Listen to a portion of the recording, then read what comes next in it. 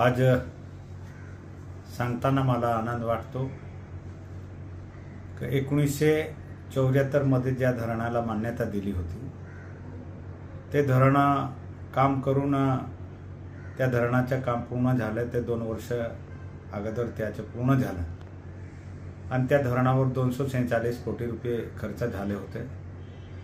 पण आमच्या भागात नंदुरबार जिल्ह्यामध्ये अक्कलकोवा तालुक्यात जे देहली धरण आहे त्या भागातले शेतकरी 1974 पासून आजपर्यंत पाण्यापासून वंचित होते, कारण तो भाग हा लाभदायक क्षेत्रामध्ये गेले असल्या कारणाने बाकी जे योजना होते ते देता येत नाही होते।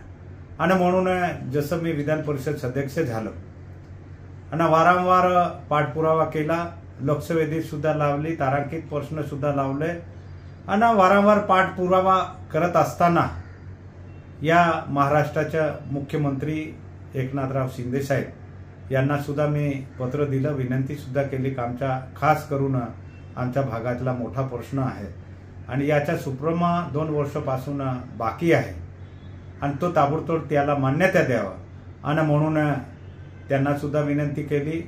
या राज्याचे उपमुख्यमंत्री जलसंपदा यांनी मला विधान परिषद मध्ये जेव्हा मी विषय मांडला होता तेव्हा मला सांगितलं की आम्ही त्याला लागेच मान्यता देऊ, पण काही कारणाने थोडा उशीर झाला। पण आता जे या सरकारने या बजेटमध्ये सादर केलं आणि त्याच्यामध्ये आमच्या धरणाची मागणी होती 470 कोटी, पण त्याच्यामध्ये रस्ते हा वगळून आहे। मान्य अजित पवार साहेब अर्थमंत्री त्यांनी आम्हाला आमच्या भागाचा विकास व्हायला पाहिजे आणि म्हणून 422 कोटीची मान्यता दिली आहे। त्यांचा मी आभारी आहे। कारण का आभारी आहे की या भागात आमच्या भागातले जे शेतकरी आहेत, तामान शेतकरी 3200 हेक्टर जमीन सिंचनाखाली येत आहे आणि त्याच्यामध्ये 26 गावाचा हा प्रश्न आता सुटणार आहे।